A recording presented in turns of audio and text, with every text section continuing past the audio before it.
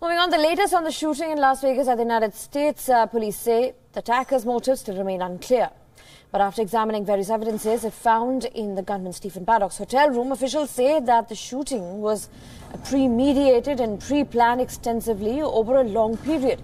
He was monitoring police movement through camera. His guns had devices to make them behave like automatic weapons, and Paddock kept firing continuously for 9 to 11 minutes.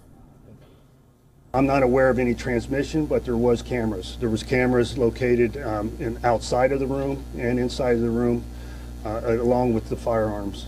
And he had set up how many cameras? I don't know what the specific numbers do, you know, Aaron? Well, I anticipate he was looking for anybody coming to take him into custody.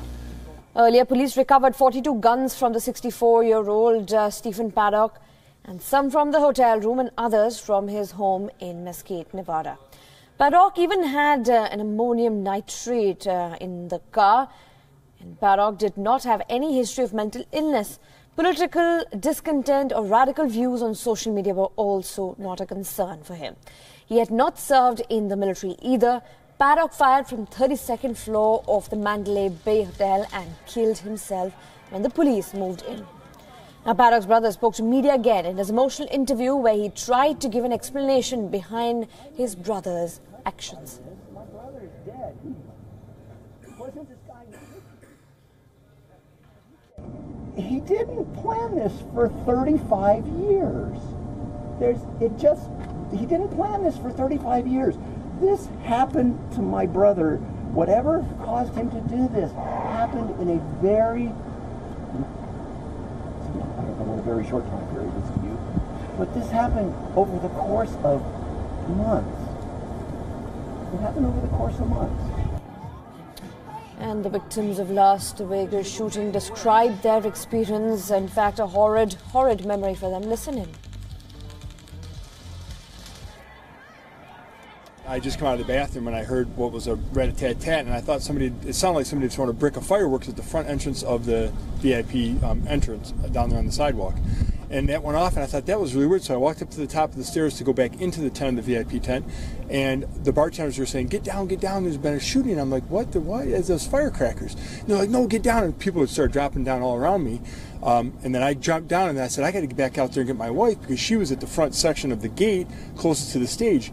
So the Mandalay Bay, the shooter was behind us, shooting down over the top of her, and then down in front on the other side of us. And we were just sitting in our seats, and it sounded like fireworks. We heard pop, pop, pop, pop, pop.